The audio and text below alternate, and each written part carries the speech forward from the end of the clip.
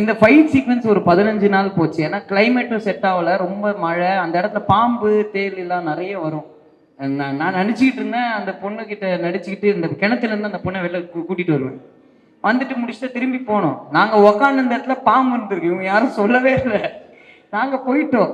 போயிட்டு வரும்போது, "sir retake போக வேணாம் சார்" அப்படின்னாங்க. "ஏன்?" அப்படின்னா, "அங்க பாம்பு இருக்கு சார்" அப்படின்னா, ஐயையோ! அந்த மாரி ரொம்ப டிஃபிகல்ட்டான இடமா இருந்துச்சு.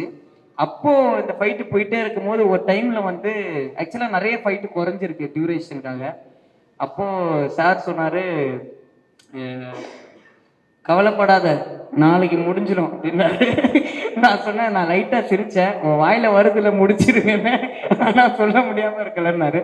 பட் எவ்ரி டைம் நீங்க சொன்ன மாரி இந்த ஃபைட் வந்து சார் சின்ன வயசுல வந்து இந்த கண்ணாடி முன்னாடி வந்து ஒரு ஒரு படம் பார்த்துட்டு, பவர் ரேஞ்சர்ஸ்லாம் பார்த்துட்டு வந்து அந்த மாரி சண்டை போட்டு பார்த்து நம்மளே நம்ம மாஸா பிஜிஎம் பாடிக்கிட்டு சுத்திட்டு இருந்த பையன் தான்.